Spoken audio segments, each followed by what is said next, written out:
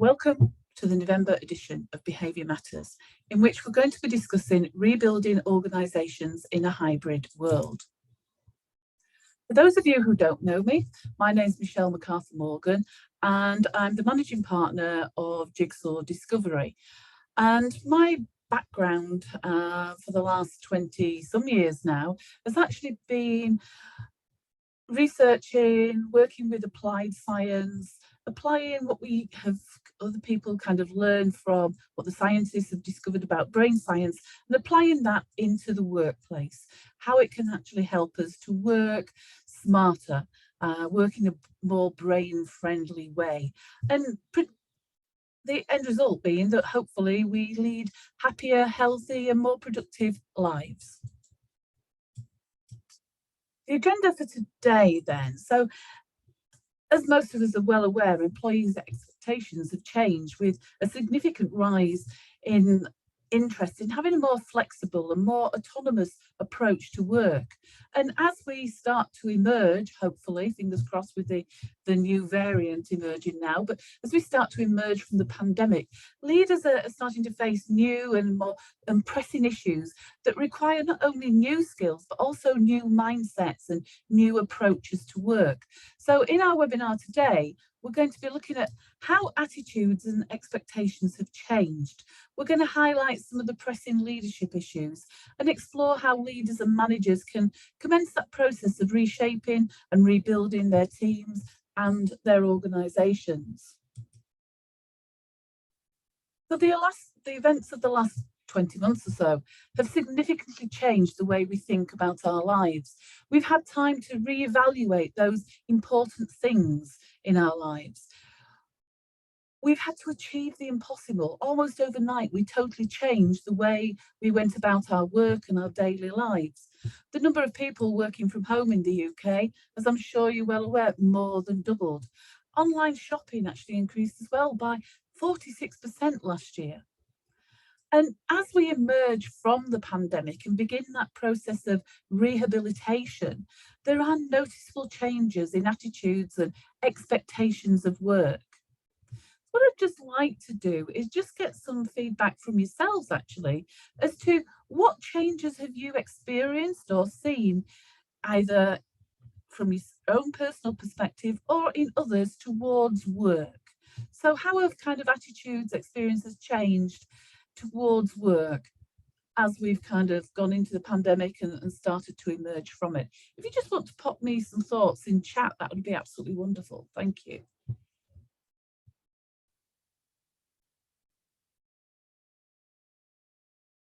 So what changes have you experienced or seen in others towards work?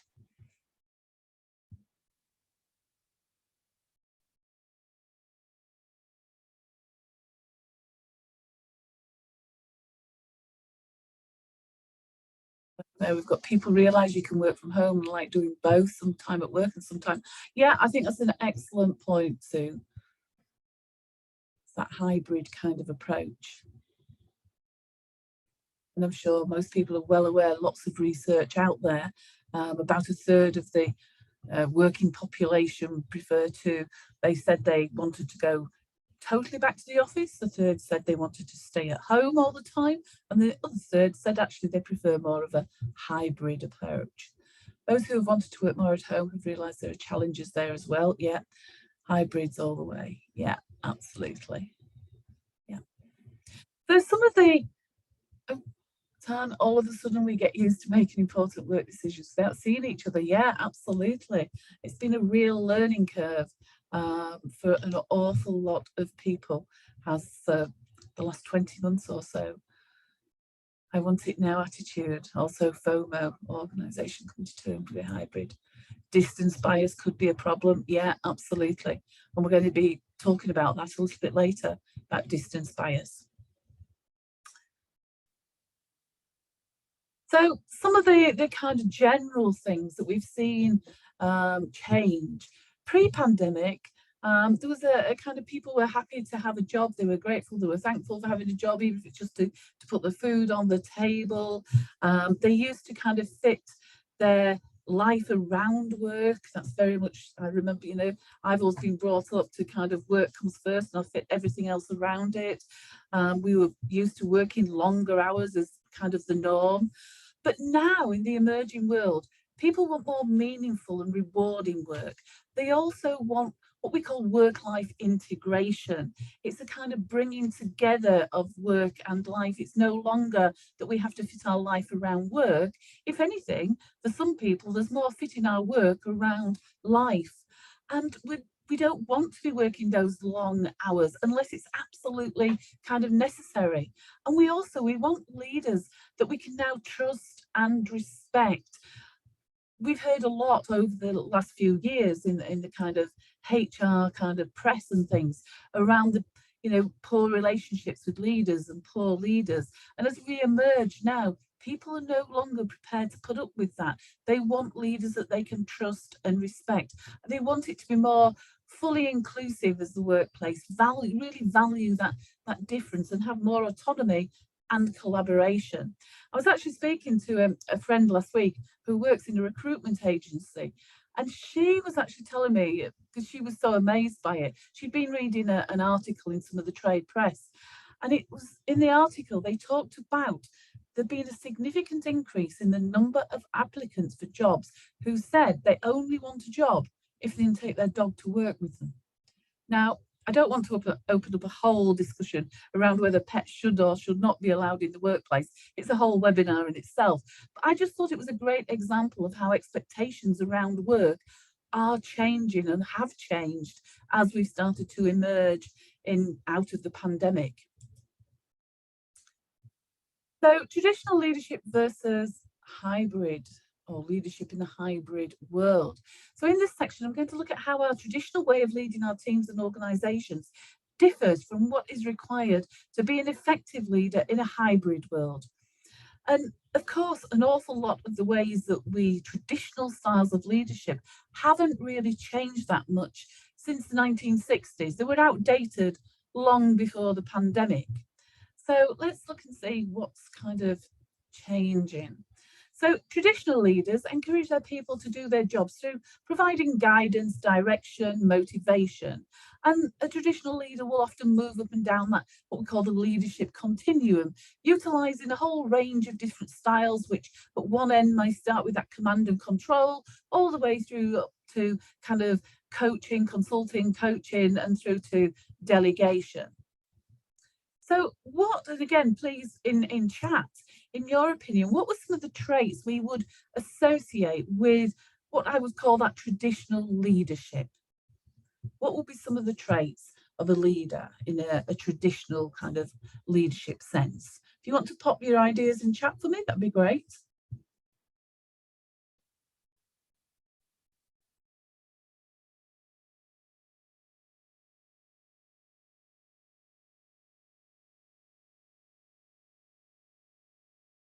Some of the traits that we're used to seeing in traditional leaders. Micromanage sometimes, yeah.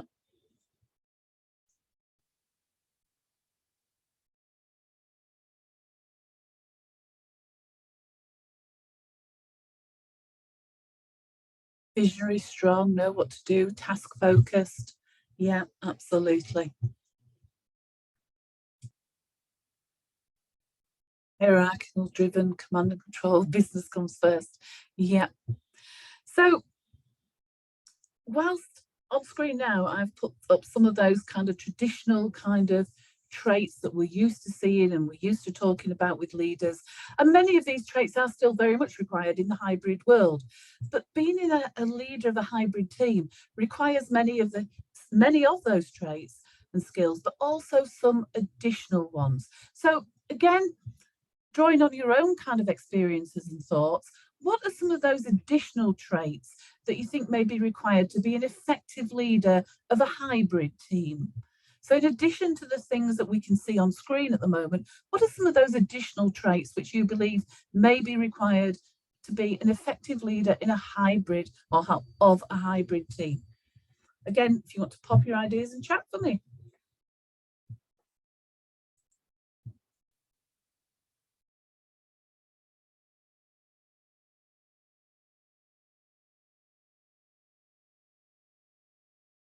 More communication. Yeah. Even better communicator since now you see your employees less. Yeah, absolutely.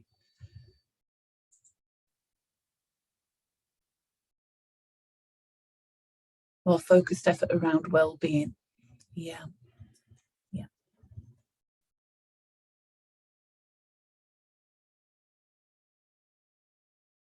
Listening, empathetic, working together, not just teamwork. Yeah, absolutely. And that's again, Colin, something we're going to pick up on as we go through more flexible.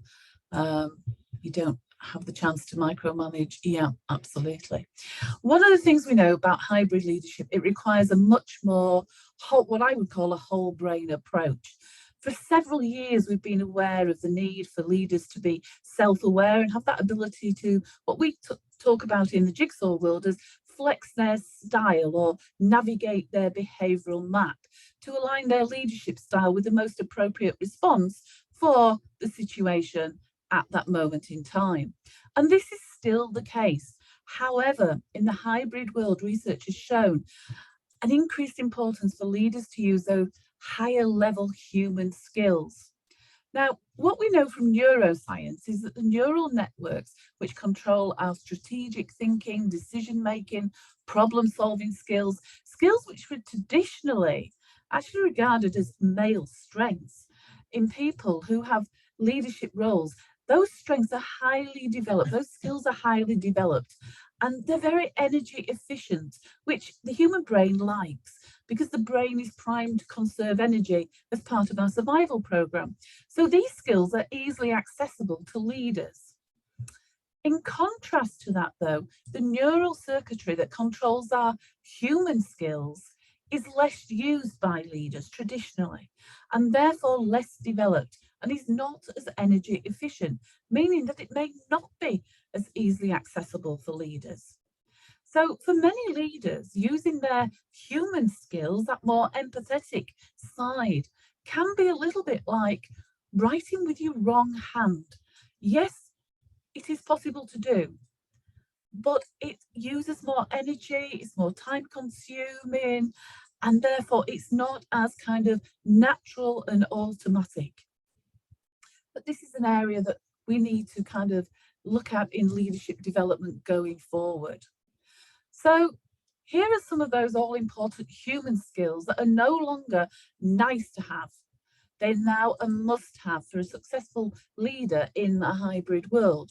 So we've still got the strategic thinking, decision making, confidence, all those traditional things. But in addition to that, we also want more open, more transparent, effective communication. We want to see that empathy. We want autonomy, and we want leaders who are going to really champion, should I say, development. We want leaders who will be inclusive and collaborative, that will respect that need for work-life integration. I think somebody said about well-being in there, and create psychologically safe environments. Exchange define hybrid leadership as a style of management that blends the best of traditional male and female leadership styles to lead in an authentic, empowered, open, collaborative, strategic, visionary, and nurturing ways. In addition, it focuses on developing leaders' emotional intelligence alongside their business acumen. So it's that balance between business and the emotional human skills that is really, really important in the hybrid world. There's actually 4 types of hybrid workforce leaders, according to Gartner, who are global consultants. And this is their model that they put together. First of all, there's the hybrid champions who have the right mindset and the right skills to lead a hybrid workforce. Then we have our hybrid strivers who have the right mindset, but perhaps lack some of the right skill set to lead a hybrid workforce. We have the hybrid resistors who have the right skill set, but a closed mindset towards a hybrid workforce. Now, my experience over the last few months as we started kind of coming out of the pandemic and starting to unlock, I've actually come up against several what I would call the hybrid resistors. They have got the skill set, but actually they're just closed down to the whole idea of having a hybrid workforce.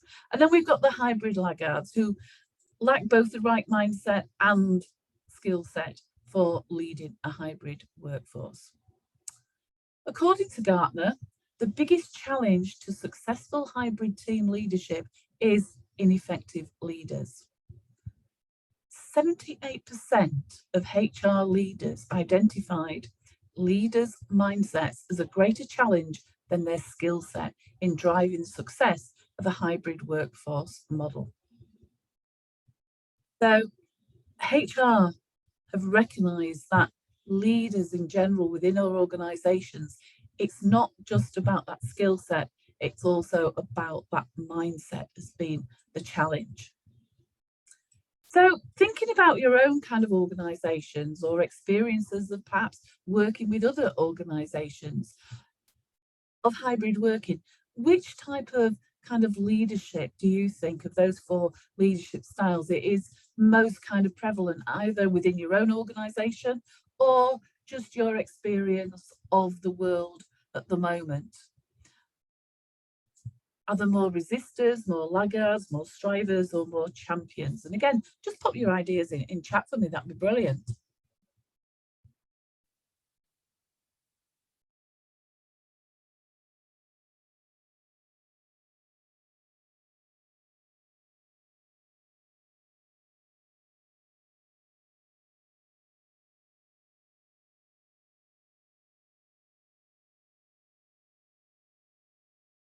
So who are you seeing most in leaders that you know? Are they hybrid champions? So that's the right skill set and mindset. Are they strivers? Or are they the resistors or the laggards? Any thoughts?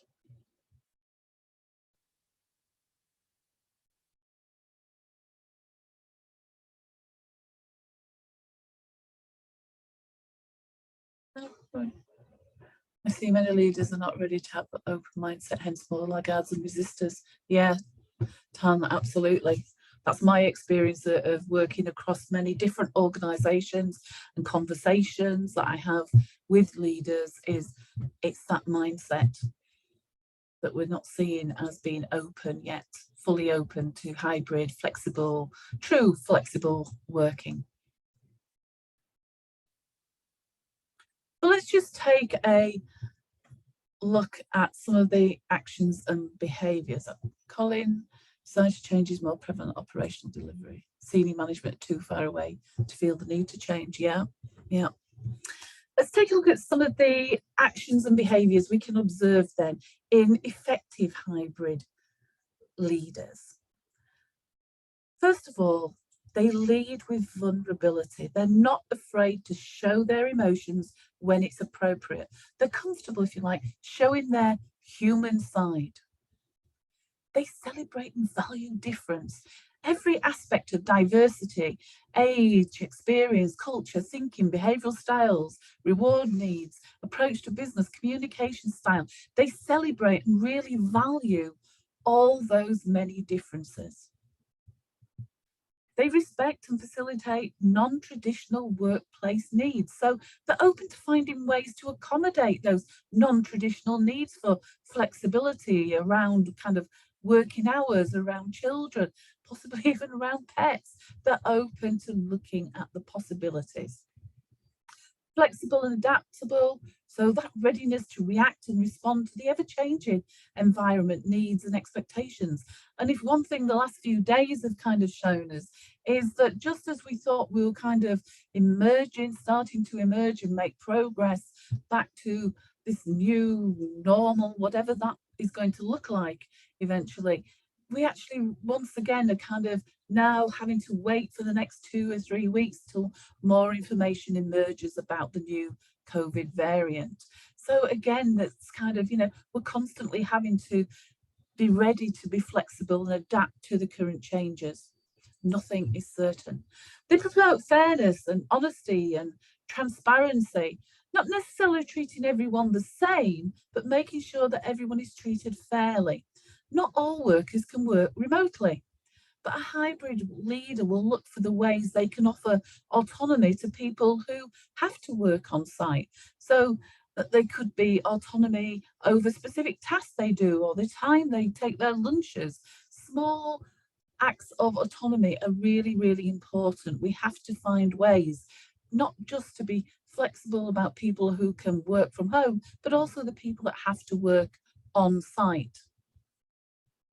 They drive performance without close monitoring and supervision. If some or all employees are remote, driving performance without virtual micromanagement requires two things: clear expectation setting and trust.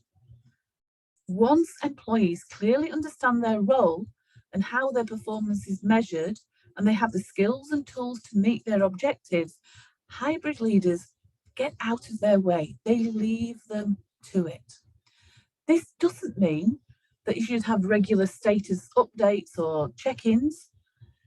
You should still have them, but you also need to trust that they will do what they say they're doing. We're not constantly on the back checking up all the time. With clear direction and support, if they don't perform, there should be processes then in place to address those issues. We said earlier about champion employee development. So hybrid leadership in action is about equipping employees with the skills required now and in the future to provide internal and external development opportunities, offering coaching and mentoring as part of each employee's development. Leaders make themselves visible to all employees, ensure that remote workers also have equal opportunities to show off their ideas for learning development and for managers just as much as they do the office-based colleagues. So it's all about that kind of fairness of access to leadership development, to getting their selves heard, making themselves visible, being seen. Communicate effectively across multiple channels. So according to the MIT Sloan Management Review, the nature and mix of teams and their tasks dictate the communication channels which hybrid leaders use. So for example, teams that can work quite interdependently, but without much integration. So teams, for example, that are responsible for performing admin tasks, making simple decisions, sharing information, drafting documents, etc. They can communicate quite easily virtually through something like Slack, for example, or Zoom. Likewise, one-on-one interactions can also be done through some of the virtual platforms, Zoom, Teams, etc. So with the right technology in place, most interactions that can be done in person can be done effective virtually also. That's not saying we should always do everything virtually. That's just saying it is possible to do so. So it's finding the appropriate time, and that's something we'll touch on later. Empower employees to collaborate by connecting office-based workers with remote workers.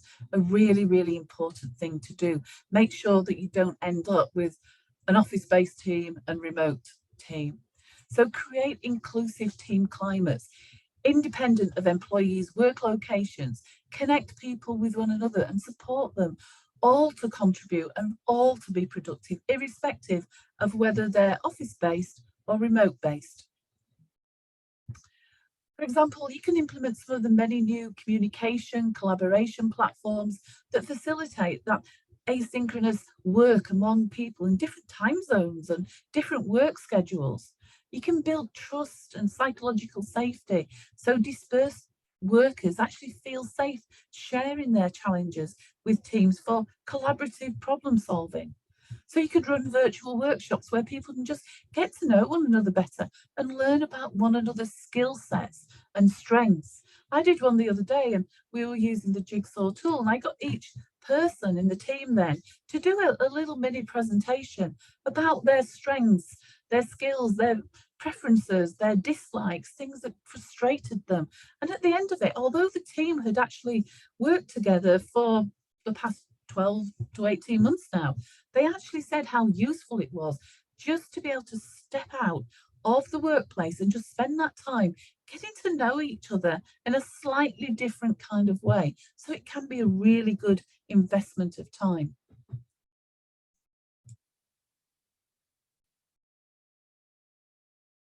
So some of the current leadership challenges, I just want to take a few moments now to consider some of the current pressing issues facing leaders in the hybrid world.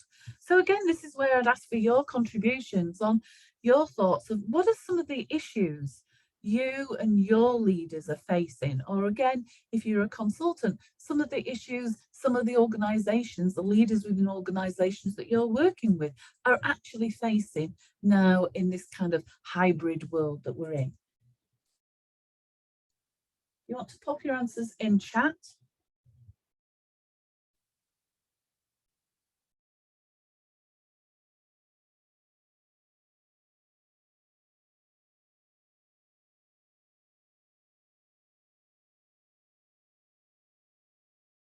Any thoughts? What are some of the issues that you and or leaders, after so many months of working from home, we still meet managers who are concerned if their employees are working 8 hours a day at home?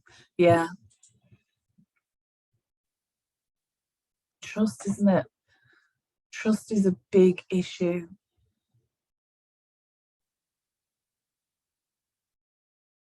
Pace of change and the volume of change, yeah, absolutely. Creating a strategy with limited knowledge of what the world will look like, yeah. It's that need for constantly uncertainty and how we deal and manage uncertainty or with uncertainty. Yeah, absolutely.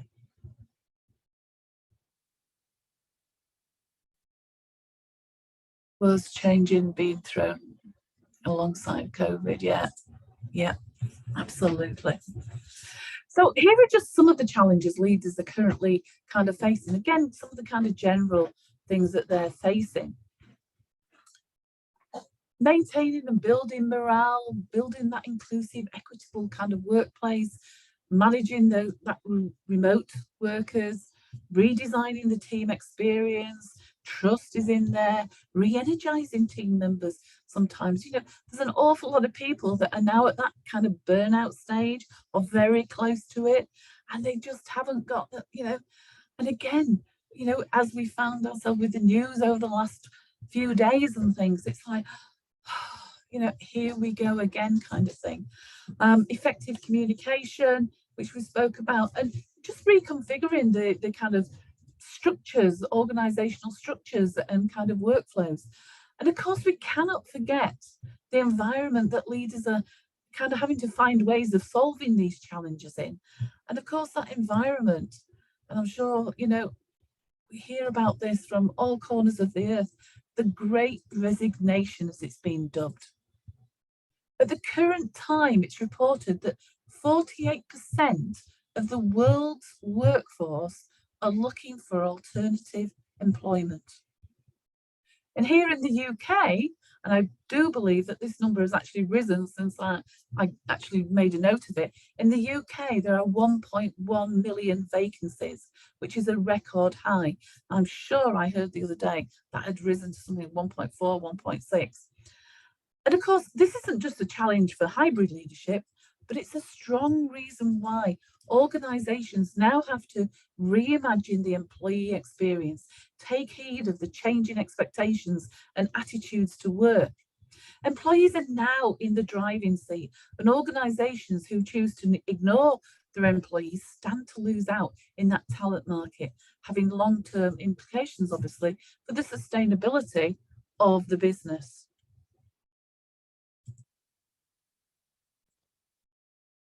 So far during the webinar, we've been looking at the hybrid working from the leader's perspective. Now I just want to take a look at hybrid working from more of a team perspective. Here are some of the main kind of challenges hybrid teams face. That difficulty of being one team. And it's that kind of in-group, out-group effect. Similarity biases can come into play and get in the way of that sense of belonging and being one team. If there was a strong team culture pre-COVID, exclusion may not be such an issue. However, there may be new challenge or maybe challenges for new team members who are actually joining the team or have joined the team part way through the remote working experience. When team members choose when and where to work, it can add another challenge to diary coordination to get the agreement of team members of when and where meetings will be held. Holding a hybrid meeting can be challenging in itself, as remote workers may have difficulty seeing everyone in an office location. If they're not on individual webcams, there could also be sound issues. It's very easy to create an unequal meeting environment, which can limit team members' ability to take part fully and feel part of the meeting and team. Remote workers often find out information at a later time to when office located workers receive that information. Remote workers can lose out on informal office conversations and information, and again leading to feelings of not being part of the team and or the organisation. It's easy to feel isolated and detached from an organisation. And this is where those unconscious bias that I think it was Sue mentioned earlier, can easily come into play. Distance bias. We have a tendency to turn to the people who are closest to us.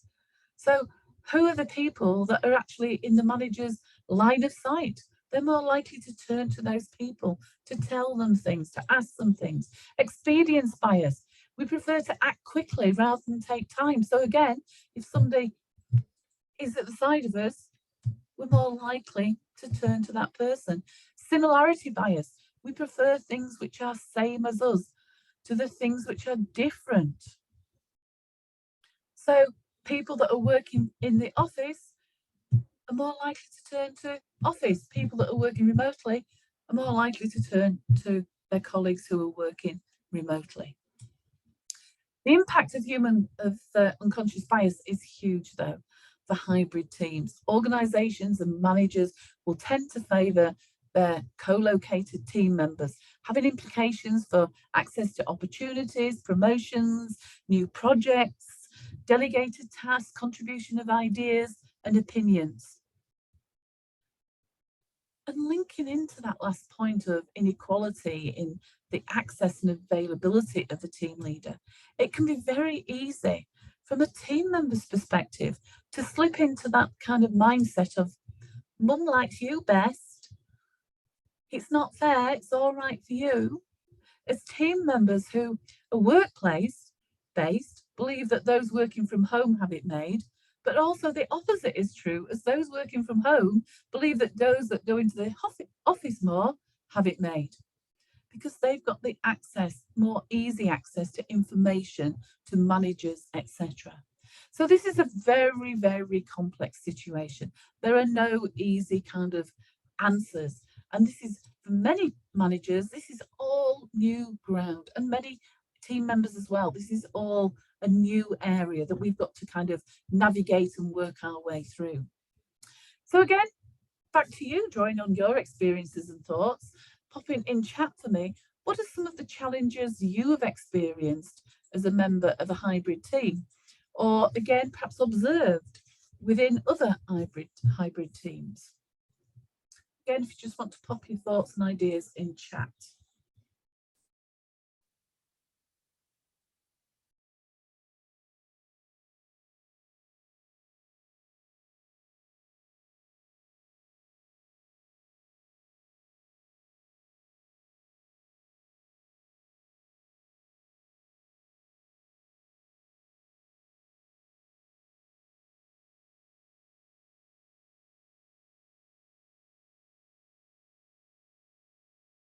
Any challenges that you've seen? There may be challenges that have already been on screen, or perhaps different challenges that we haven't covered.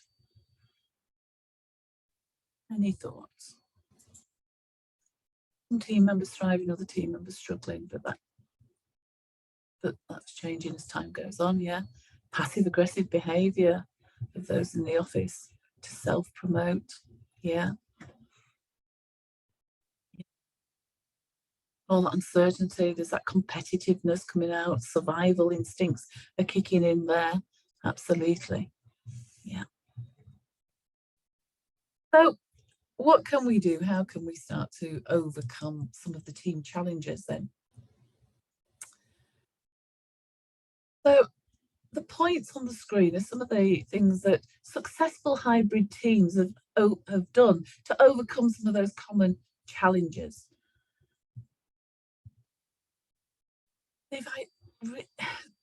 One of the things they've all got in common is that they have invested in building strong relationships with their colleagues and developing those higher level human skills.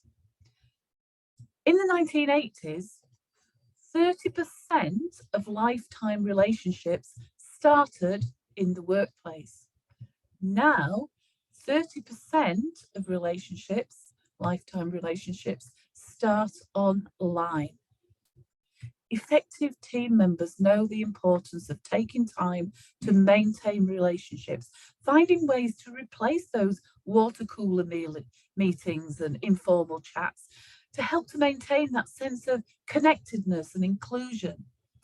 They understand one another's strengths and contributions to the team vision and mission and purpose, regardless of location. And they also agree on clear expectations on how things will be done, what they expect from one another, the lines of communication, how and when they will meet, when they should meet in person, and when it's more appropriate to meet online. So they have all these kind of clear guides, expectations sorted out upfront and invest in really building that, maintaining that relationship. It takes an investment of time from everybody within the team.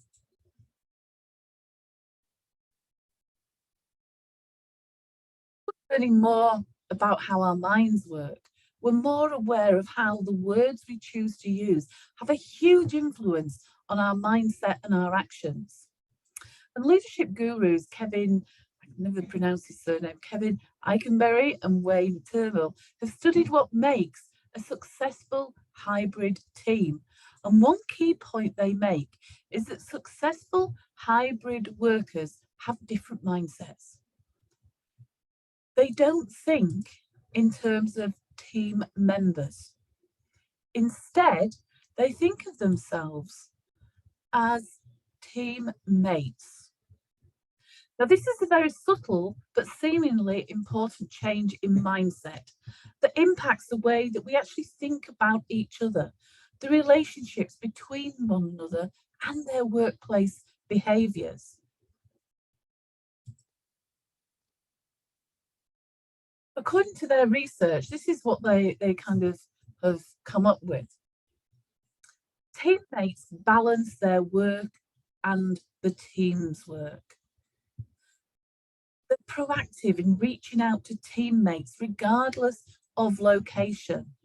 So again, that's that investing time to build strong relationships, replace those water cooler kind of conversations, keep up that kind of personal kind of attachment relationship.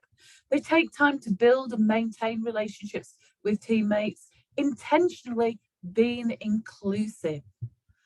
They balance the immediate outcomes and convenience with that longer term health of the team. So they're very conscious of the unconscious biases that could well come into play. And they try to manage that by taking that longer term view, by actually balancing the immediate with the longer term, the bigger kind of picture. So those are some of the kind of differences we can see between people who have a team member mindset, who, yeah, they do their best, they work to their best of the ability, but it's much more about themselves. They focus on outputs. They work in isolation very often. They do what's expected of them. Whereas a teammate is far more proactive in their approach. They take effort, make effort, investing in those relationships.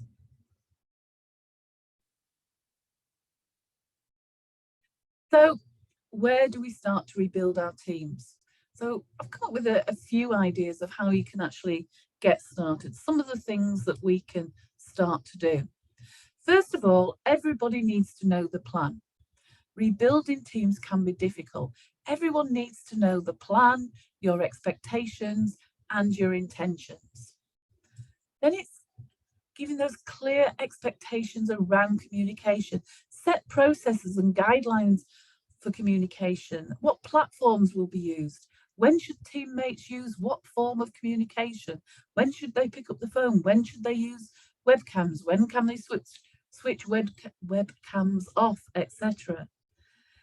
Clear expectations around processes and technology. So create opportunities for small group and cross-location work. People in the office need to have webcams and use them. Because if you're having a whole team meeting, people, if one person, the rule of best practice with this is if one person is joining a meeting remotely, everyone else should join from their own PC, laptop, using a webcam. That way, it creates equality in the room. Diarise time for getting together. Don't create exclusionary activities. So when you're planning something, just double check that actually everybody's got equal access to partake in this, irrespective of the location.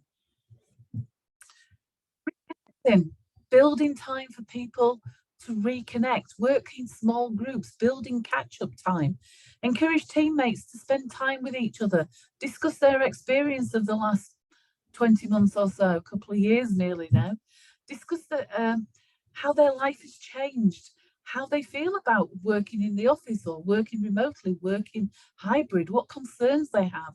Assign cross-function teams and locations, different tasks. Discuss processes for inclusion and collaboration. When it comes to onboarding, one-to-one, in-person and virtual conversations, not just to talk about work, actually talk about the teammate, get to know the person. Spread shadowing and training opportunities across both office located and remote located teams. So again, they get introduced to the whole hybrid experience. Let teammates know about the progress of the new teammates. So again, keeping everybody up to date included.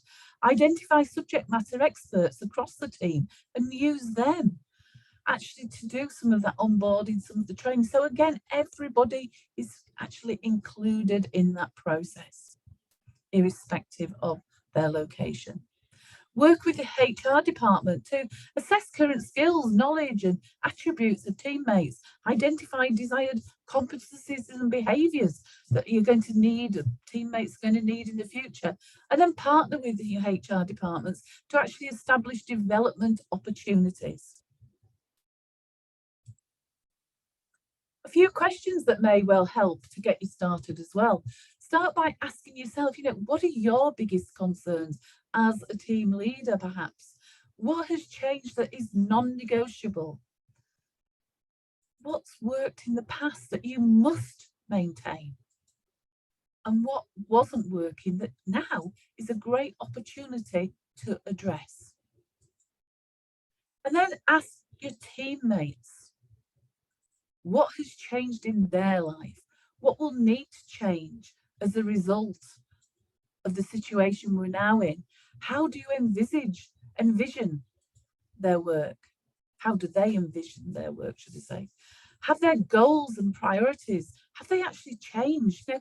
Circumstances at home may well have changed. So has that now changed their personal goals and priorities? And what concerns do they have? And those questions are great starting places to start to think about the future going forward, how you can work together as an inclusive, effective hybrid team, and how you could be a success. And that brings us to the end of the formal part of the actual webinar.